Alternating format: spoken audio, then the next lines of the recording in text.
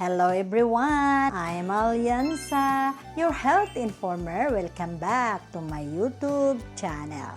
In this channel guys, we're talking more about health tips and health benefits. At kung bago pa kayo dito sa channel ko, huwag niyong kalimutan na mag-subscribe at pindutin ang notification bell para updated kayo palagi kung meron akong upload na bagong video. Our topic for today guys ay pag-usapan natin na maaaring maging sakit ng mga kalalakihan. Hindi lang tayo mag-focus sa kababaihan, sa mga kalalakihan din para at least ma-aware ang lahat kung ano ang dapat gagawin or para magbigyan natin sila ng mga ideas. Ang topic natin today ay isang sakit sa lalaki, paraphimosis. Ano ang paraphimosis? Ito ang sakit sa mga kalalakihan, isang kondisyon kung saan naiiwan ang foreskin sa likod ng ulo ng penis at hindi maibalik sa normal na posisyon na nagtatakip sa dulo ng ulo ng penis.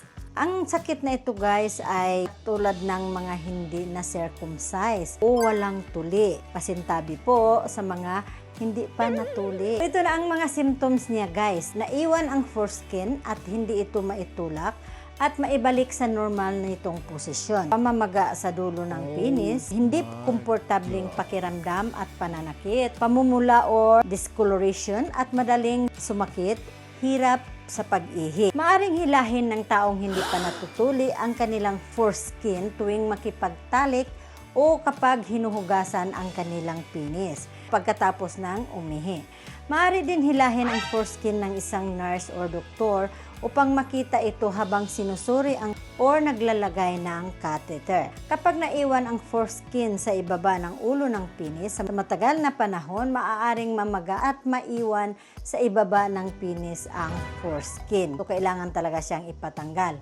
Other causes of paraphimosis, infection. Kapag hindi nalilinisan ng mabuti ang bahagi nito, pinsala sa ari, resulta ng matinding pakikipagtalik, hindi tama ang pagtuli or hindi pa natuli. Posible ding magdulot ng matagal pamamaga sa penis at foreskin ang diabetes. Ang gamutan ng paraphimosis at pagbabalik ng foreskin sa original nitong posisyon. Magandang ipagawa mo siya sa mga doktor. Dahil sa matinding pananakit, maaring mangangailangan ng pineal nerve block ang mga taong may paraphimosis. Maaring kailangan din nilang kumuha ng local analgesic or oral anesthetics bago ang anumang procedure or anesthesia para hindi masakit paghilain or ibalik sa tamang posisyon. Pinapahid sa balat ang lidocaine or Emora cream ng 1 oras bago umipikto ang penis manipulation. Ano ang sanhi ng paraphimosis? Kapag naiiwan o humihigpit ang butas ng foreskin. Normal lang ito sa mga bagong silang. Maaari ding mangyari ang paraphimosis kapag maagang hinila ang foreskin.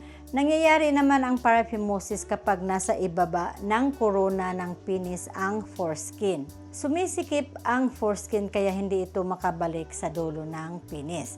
Pag-iiba ng kulay ng dulo ng penis, karaniwan ay dark red or asul. Masakit tuwing umiihi, humingi kagad ng medical na atensyon. Ang treatment ay ang pag-lubricate sa dulo ng foreskin at dahan-dahang pagtulak sa dulo ng ari habang hinihila ang foreskin pataas. Kung mayroon kang foreskin na naiwan dahil sa mali na pagtuli or hindi ka pa nagpatuli, pumunta ka na sa doktor para maibalik siya sa dulo ng penis. Sa mga kalalakihan dyan, sana may nakuha kayong aral dito sa topic ko at sana may natutunan kayo. At kung bago kayo dito sa channel ko, huwag niyong kalimutan na mag-subscribe at pindutin ang notification bell para updated kayo palagi kung mayroon akong bagong upload na video.